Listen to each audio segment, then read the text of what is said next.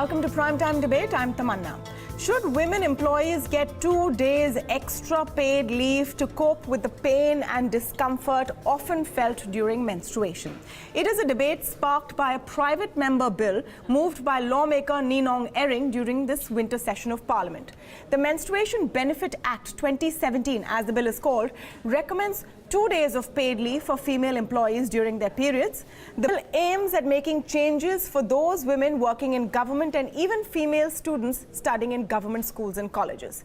The recommendation is that women who choose not to avail of this leave should be compensated with overtime payment. Apart from this, 2 30-minute breaks should be given for 4 days of menstruation. Now, this bill is far from turning into law at this point, and at no point extends to the private sector. But it has sparked off a debate on whether menstrual leave should be available for female employees. To talk on this, I'm joined first by Ninong Ering. He's Lok Sabha MP from Arunachal Pradesh, the person who moved the bill in this session. Very good evening, Mr. Ering. Thank you for speaking with us. And first, tell us why you thought this is an important issue and why you moved this bill. What are your key proposals? I had taken up this private members bill. In fact, I have taken up 2-3 private members bills this time. They were in relation to, one was about the parliamentarians, about declaring the assets. And this was another issue which I thought was very essential regarding this menstruation periods, the ladies have. Of course, that experience with my wife, especially when she was in her child, that when we were just we got married and all. After that, before having the children, she used to have this pains and all. And after that, we just, of course, after having the children and all, we had forgotten about it. But later on, my experience with my children, my daughters and all, always, they complain of having pains and all, especially one is a dentist. She's a government servant. So she always used to say that these are problems that we have, and of course there are provisions for a maternity leave or paternity leave. But this issue was taken up by some of our PRS boys and girls. They came to me and they discussed, I think we should take up this issue, it's a very important.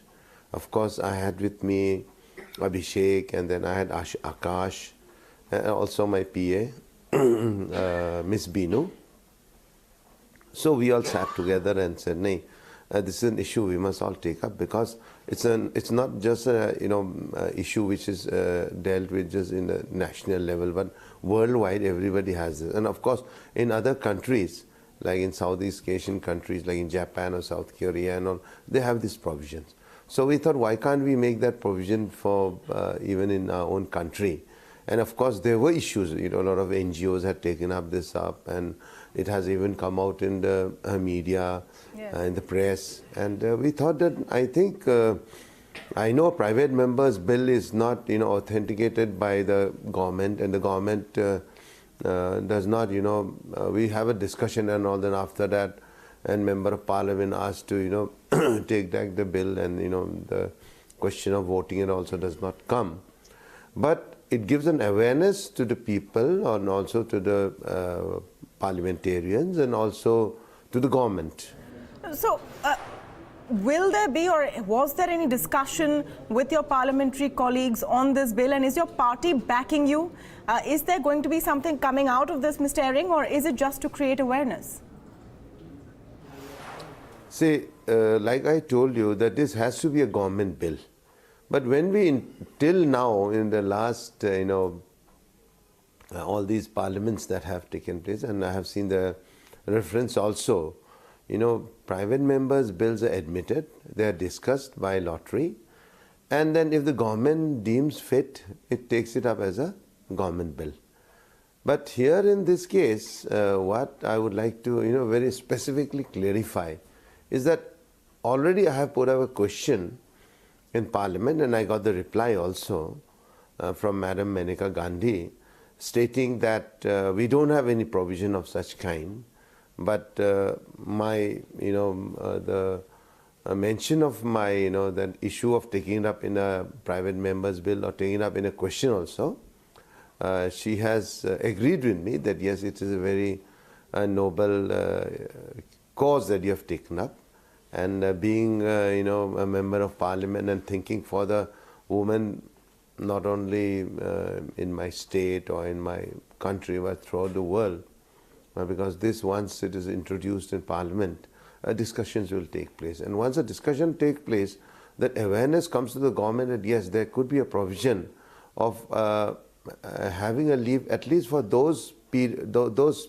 that is during the menstruation period, which is very much, it is like having a heart attack for the ladies, and the ladies, especially the young girls, working women, it's very difficult for them to, even to attend to their own jobs and all. So that was the main reason why we all thought that we should take this. Mr. Ehring, as much as I appreciate the sensitivity coming from you, I don't know if it's like a heart attack. My question also is, in a workspace where we demand gender equality, should there be special treatment for menstruation, which is natural and biological? It's not a sickness. Of course, I stand to be corrected. But, we used to have these 3 months maternity leaves, and we didn't have those paternity leaves. But now we give, post or even pre or post, we give them, the governments, that is especially in my own place, that's in Arunachal Pradesh, they give, pre and post, childbirth leave. So maternity leave. So in this case also, I thought that it is true that some may say that why is there a specific reason for these ladies, why can't they take sick leave? Now, of course, we call it casual leaves. Casual leaves, they give about 12 in a year, they give 12 days casual leave. Now, when you consider this, every month, it is just a question of 2 days. So I don't think, suppose it's on a Saturday or on a Sunday, then I don't think that lady also will take a leave like that, because these things are, of course, a lady, to honor her dignity and, giving us respect to her modesty. But I think that if a lady has that period during Saturdays, Sundays and all, yes. So, okay, by and large, it's okay. So I don't think she'll also, it is kind of, help to her, and she should not just take undue advantage of it. So, but I think that 2 days in a month won't make much of a difference, because leave, if you have a sick leave, you have only 12 days in a year. So that again, and it may not help her, because suppose she really becomes, she's down with flu or with some other viral fever, yes. She has to take 6 days leave. Then what happens to the other days that she has to suffer? Very valid points, and thank you so much, Ninong Ehring, for speaking with us on Primetime Debate. I want to get a wider perspective on this subject, and I'm joined now by Sonal Arora, Vice President of Team Lead Services, and Ranjana Kumari, Director, Center for Social Research. Thank you so much to both of you for joining us. Sonal, first from you, some valid points there that sick leave or casual leave is just 12 days.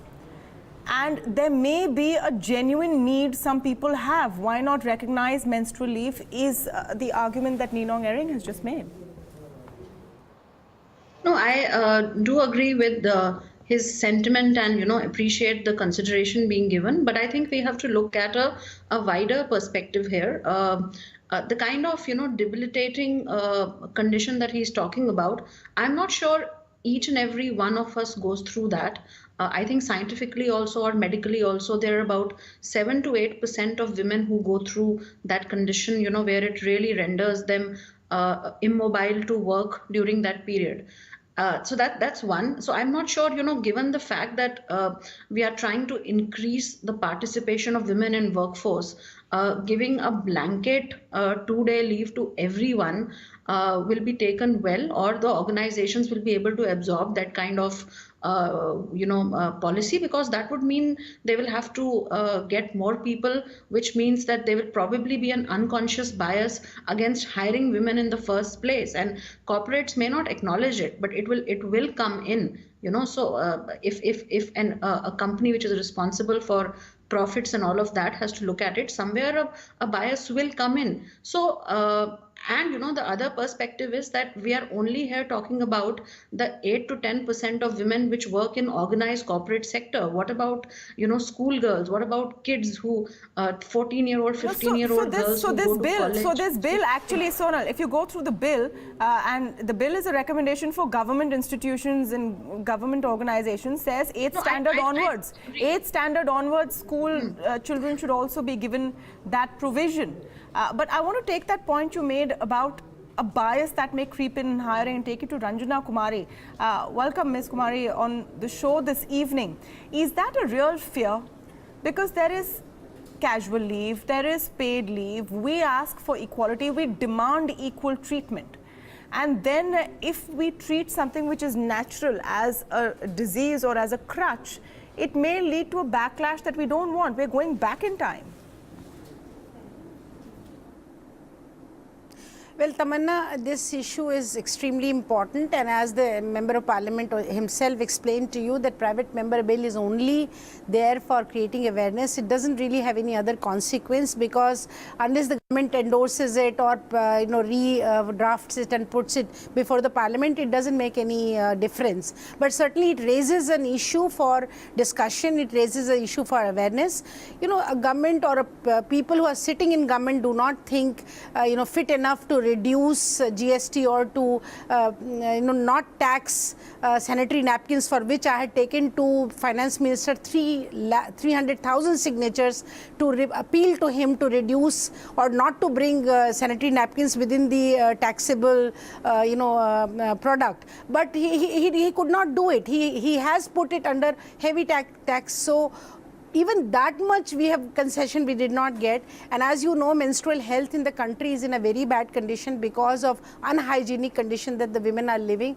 But at the same time, I do not support the view, because similarly maternity leave in US context is seen as a disability leave, So I don't think maternity is disability. So I don't think menstruation is illness. So, this kind of a psychology, this kind of idea should not spread, because it is any robust, healthy body. If we give good information, knowledge, good nutrition, then this kind of a problem will not arise for majority of the women. In fact, 1 or 2% women may face severe pain and severe disability because of menstruation. So I think it's most important thing is to invest in understanding. Okay, Tamanna, I think just to conclude that, most important thing is to invest in menstrual health, hygiene, awareness, and also the kind of protection and medication that can really deal with these issues, instead of really saying that give them 2 days more leave. So women start looking more weak, more sick, more unavailable for work, and then there'll be much more bias against hiring women, which is already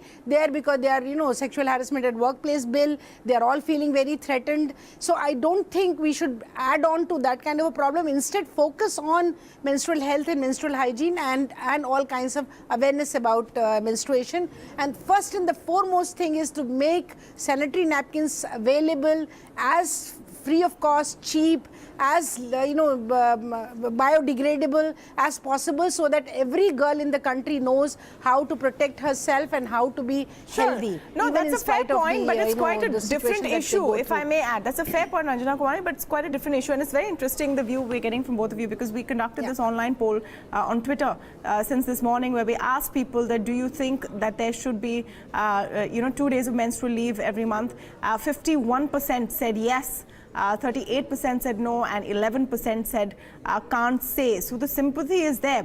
But Sonal, you make an important point, because you're looking at it from the perspective of companies. Will they employ women? I just want to give you a counter argument to your point about the bias. That same bias used to exist several years ago for women because they gave birth. There was a bias saying, why do you want to hire a woman in the first place? Because she will go through marriage and then childbirth and all of that, and there will be fewer productive years. And that bias took a long time to push back. It still exists. Is it the same argument today for menstrual leave? So, I think while you're absolutely right, the bias against men, maternity leave still exists, and having women in general at the workplace. But I think it would be unfair to equate maternity benefit with menstrual leave because it's something which not every woman in every office will go through every month. So there, we are actually the bias that will come in if this actually becomes a reality will be much more, because here the percentage of workers getting impacted on an ongoing basis will be practically 100% of your women employees.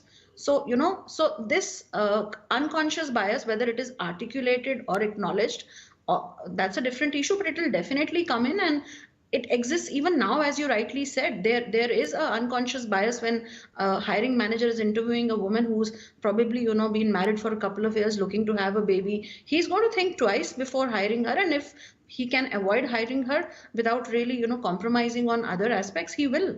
It does happen. It happens in corporate India. It's an unacknowledged reality. So then doesn't there need to be a push is the question. Ranjana, Kumari, if we keep the awareness bit aside, should private companies be looking at these options, perhaps depending on whether the woman has a problem or not?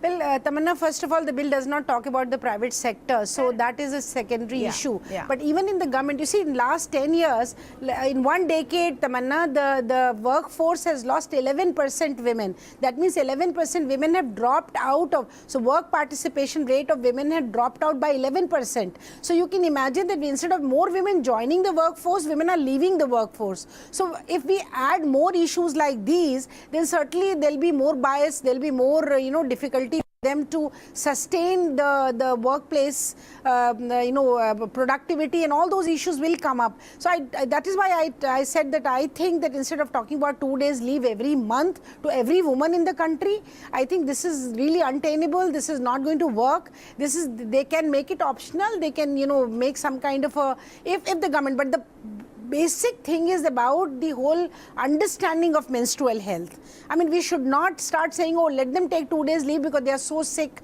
they are so unwell, they are disabled for that period and they are not able to come for work. If we build that image, then I don't think that is going to be really helpful, and that is not going to be very healthy for any workplace, for any government, or for any country for that matter. All right.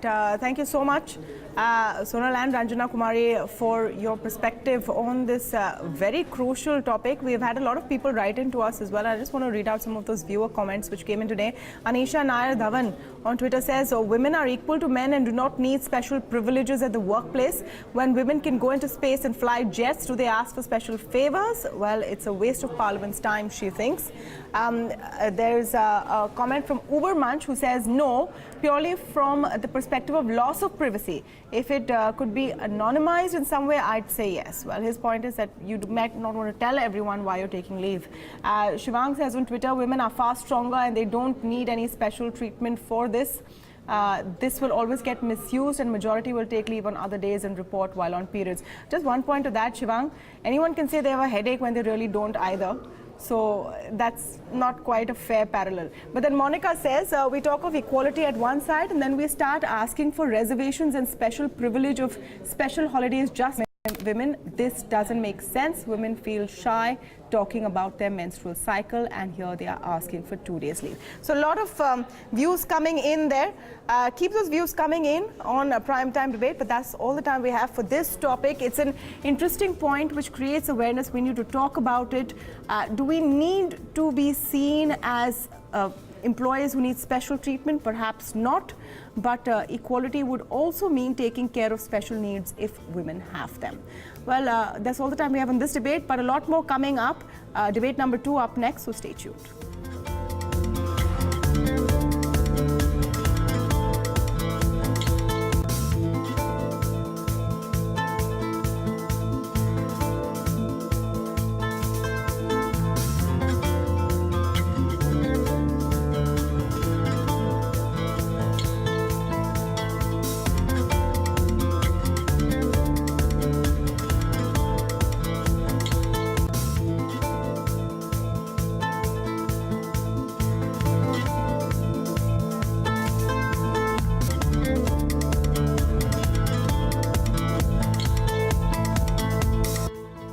Kumari brought in the New Year's with a hard-hitting tweet, and US President Donald Trump seems to have stuck to that commitment.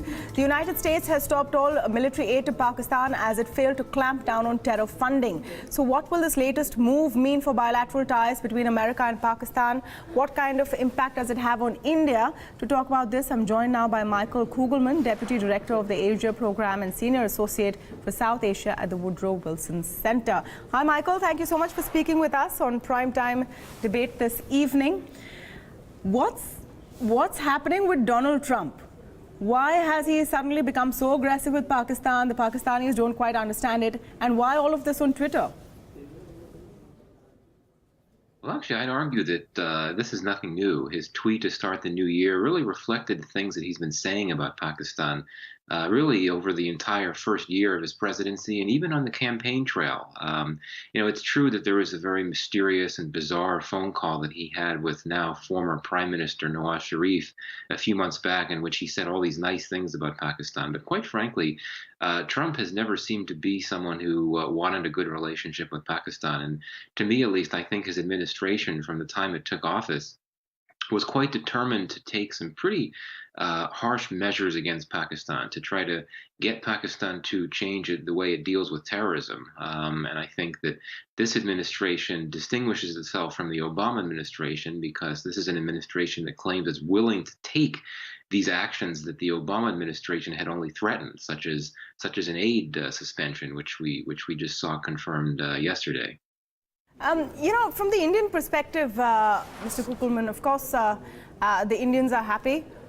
We're looking at it as a positive because Donald Trump is now saying what we've been saying for a long time. But it's Trump. How seriously can we take it, and how much is it going to actually impact Pakistan and America's relationship in real terms? Well, no, this is an important point. Trump is extremely unpredictable. He's probably the most unpredictable president in U.S. history. And we really don't know exactly what's going to happen from here. I mean, clearly there's been this aid suspension. We're going to have hundreds of millions of dollars in assistance to Pakistan suspended indefinitely. But that in of itself is nothing new. I mean, the U.S. has cut off aid to Pakistan before. After the raid on Osama bin Laden's compound in 2011, the U.S. Suspended about $800 million, and nothing really changed in terms of how Pakistan deals with terrorists. I think the question is what happens next. Is this administration willing to go further and take harsher measures, such as, for example, expanding drone strikes in Pakistan, or revoking Pakistan's non-NATO ally status, or even designating Pakistan as a state sponsor of terror?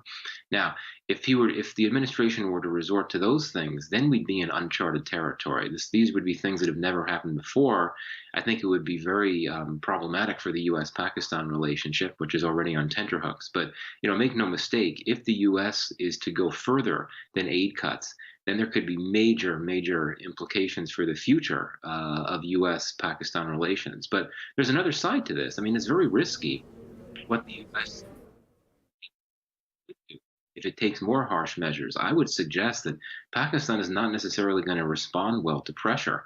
And if it feels sufficiently provoked, it's not going to loosen its ties to terrorists. I would argue that it could tighten those ties to terrorists, which could obviously make the U.S. war-fighting operation in Afghanistan even much harder than it is, because Pakistan could simply tighten its links to the Haqqani network.